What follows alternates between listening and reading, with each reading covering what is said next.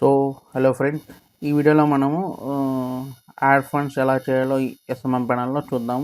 మీరు ఏ service use చేయాలనుకున్నా మీకు ఫండ్స్ అనేది ఉండాల్సి ఉంది.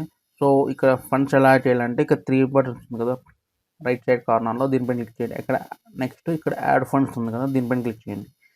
సో యాడ్ ఫండ్స్ క్లిక్ చేశాక ఇక్కడ మీరు మెథడ్ ఉంది కదా, ఓన్లీ పేటిఎం అండ్ ఫోన్పే అని ఉంది, దీనిపైన క్లిక్ చేయండి. సో నెక్స్ట్ ఇలా అయితే వస్తుంది, మీకు స్క్రోల్ డౌన్ చేయండి అండ్ మీరు స్టెప్స్ ఉన్నాయి ఒకసారి చదవండి ఇక్కడ. సో ఫండ్స్ ఎలా యాడ్ చేయాలనుకుంటే మీరు ఇక్కడ ఫస్ట్ దీనిపైన ఇది క్యూఆర్ ఉంది కదా, ఇది డౌన్లోడ్ చేయండి.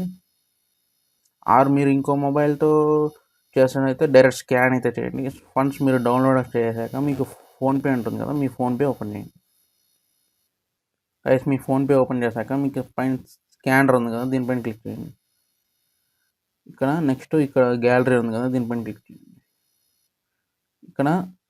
ఇక్కడ మీరు ఇంతకుముందు డౌన్లోడ్ చేసుకున్నారు కదా, అది క్యూఆర్ కోడ్ ఇక్కడ క్లిక్ చేయండి. క్లిక్ చేశాక ఇక్కడ నేను ఫండ్స్ అనేది 50 రూపీస్ అయితే యాడ్ చేసి చూపిస్తాను. Proceed to play.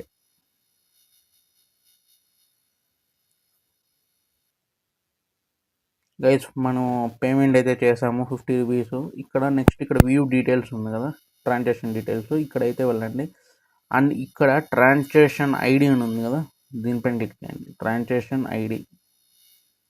మళ్ళీ నెక్స్ట్ ప్యానల్లోకి వెళ్ళండి. ప్యానల్లోకి వెళ్ళాక ఇక్కడ చూడండి స్టెప్స్ మనకి ఇచ్చారు.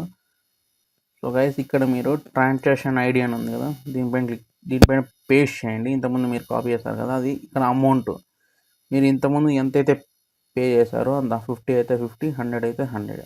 నెక్స్ట్ ఇక్కడ ఐ అండర్స్టాండ్ ఫండ్స్ ఉంది, దీనిపైన క్లిక్ చేసి పే ఆప్షన్ క్లిక్ చేయండి.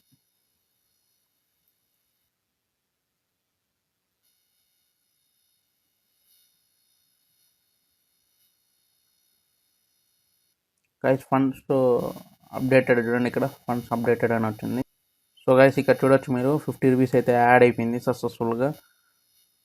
సో ఇలా అయితే మీరు ప్యానల్లో యాడ్ ఫండ్స్ అనేది చేయండి.